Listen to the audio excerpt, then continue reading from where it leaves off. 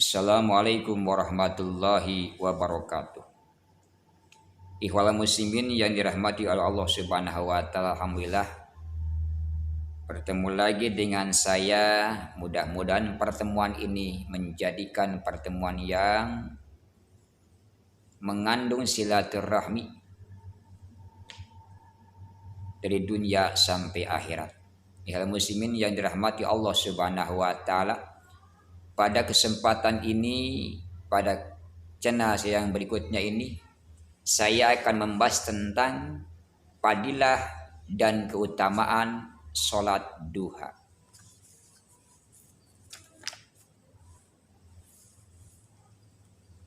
Qala Rasulullah sallallahu alaihi wasallam, inna fil jannati baban yuqalu lahu duha. Sesungguhnya di dalam surga ada pintu yang disebut pintu duha. Di dalam surga nanti ada pintu yang disebut pintu duha. Fa idza kana yaumul qiyamati nada munadin ainal ladina kanu yudawimuna 'ala sholati duha. Maka kata Nabi, ketika hari kiamat nanti, maka akan ada yang memanggil, akan ada panggilan, ainal ladina kanu yudawimuna 'ala duha, mana orang-orang yang senantiasa mengerjakan salat duha.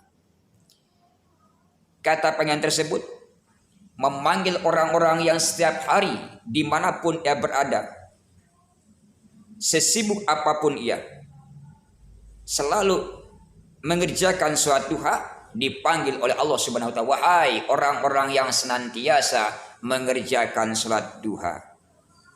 Hada babukum, ini adalah pintumu. Ini pintu kalian semua. Ini adalah pintu kalian yang selalu melaksanakan salat duha.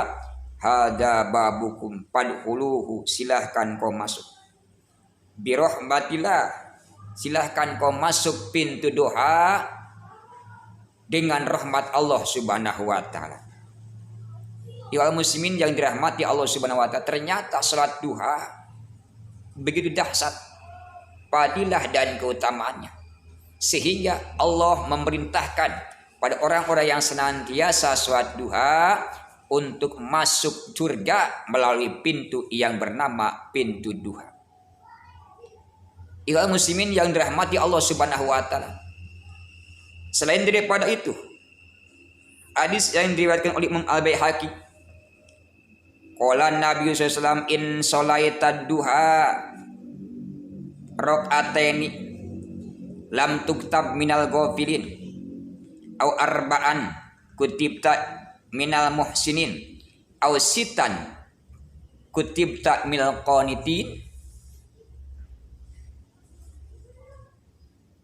au samanian kutibta minal faizin au asron lam yuktab dalikal yaum dan bun au sintai asatan banallahu laka baitan fil jannah.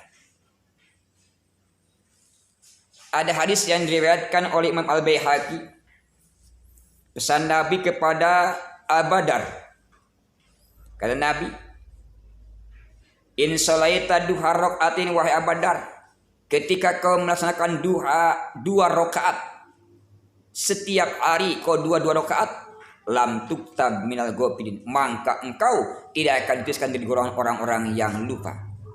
Kalau duha setiap hari 2 rakaat, orang tersebut yang setiap hari 2 rakaat tidak akan ditulis dari golongan orang-orang yang lupa kepada Allah Subhanahu wa taala. Ya muslimin yang dirahmati Allah Subhanahu wa taala. Ataupun kita arba'an, ataupun kita 2-4 rakaat, kutibta minal muslimin, ketika hayu Abu Dar, ketika engkau melaksanakan 2-4 rakaat, kutibta minal muslimin. Kata Nabi, Abadar, kalau engkau melaksanakan duha 4 rakaat, maka engkau akan dituliskan dari golongan orang-orang yang bagus, dari golongan orang-orang yang baik, ketika engkau setiap hari melaksanakan duha 4 rakaat. Ikhwan muslimin yang dirahmati Allah Subhanahu wa taala, kira-kira kita berapa rakaat tiap hari? Ausitan kutibda minal qanitin, kata Nabi, atau ai Abadar, Ketika kau duha tiap hari 6 rakaat, tiap hari kau duha 6 rakaat, kutibta minal qanitin, engkau akan tuliskan dari golongan orang-orang yang taat. Akan dituliskan dari golongan orang-orang yang taat kepada Allah Subhanahu wa taala ketika setiap hari duha 6 rakaat. Au isman, au samanian, atau 8 rakaat. Kutibta minal faizin, ataupun salat duhanya 8 rakaat. Tiap hari 8 rakaat duhanya, kutibta minal faizin, maka kau akan dituliskan dari golongan orang-orang yang berbahagia. Akan ditulis oleh Allah Subhanahu wa taala golongan orang-orang yang berbahagia, bahagia dunia, bahagia akhirat ketika setiap hari melaksanakan duha 8 rakaat. Kira-kira kita yang mana? Yang 2, yang 4, yang 6, yang 8. Sampai 8 rakaat ini adalah bilangan duha yang paling afdol. Paling afdol, paling utama duha adalah 8 rakaat. Adapun yang terbanyak salat duha adalah 12 rakaat. Wa aksaruhu, paling banyak salat duha 12 rakaat. Wa afdaluhu, yang paling afdolnya 8 rakaat. Makanya kata Nabi, au asron lam yuktab dalikal yaum dan bun, ataupun engkau melaksanakan dua setiap hari 10 rakaat. Tiap hari, hai Badar, engkau sholat 10 rakaat, maka hari itu dosamu tidak akan ditulis oleh Allah SWT. Dosamu tidak akan ditulis oleh Allah ketika tiap hari melaksanakan duha 10 rakaat. Ikhwan muslimin yang dirahmati Allah Subhanahu wa taala di mana saja Anda berada. Ausin tasrota, atau melaksanakan duhanya 12 rakaat. Maka kata Nabi, banallahu laka baitan fil jannah, Allah akan membuatkan rumah bagimu wahai Badar dalam surga. Ketika engkau Badar, engkau duha tiap hari 12 rakaat, maka akan Allah bangunkan rumah di dalam surga. Masya Allah. Ikhwan muslimin yang dirahmati Allah Subhanahu wa taala, kira-kira kita mau yang mana? Adapun cara pelaksanaannya, 2 rakaat boleh, 4 rakaat 1 salam tidak apa-apa. Bahkan dalam i'anah, di dalam kitab i'anah 12 rakaat 1 salam, dibuat 1 salam tidak apa-apa. Dalam i'anah disebutkan kalau seandainya 12 rakaat dibuat 1 salaman, itu tidak apa-apa, boleh hukumnya, apalagi 2.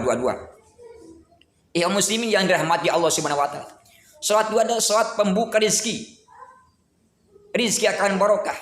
Doanya juga, ini kan rezeki fis sama panzilku ya Allah, seandainya rezeki di langit maka turunkanlah.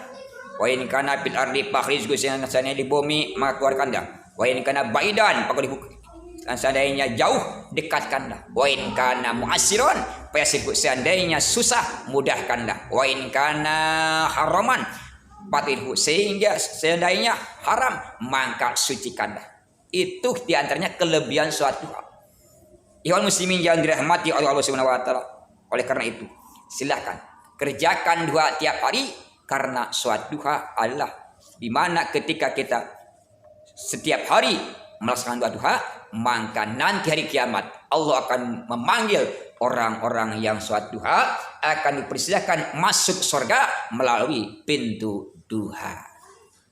Mudah-mudahan bermanfaat, walaupun sekilas, walaupun singkat. Mudah-mudahan kita senantiasa melaksanakan apa yang telah saya sampaikan. Mudah-mudahan kita termasuk orang-orang yang senantiasa melaksanakan salat duha tiap hari. Wallahu yahdi ila siratal mustaqim. Wassalamualaikum warahmatullahi wabarakatuh.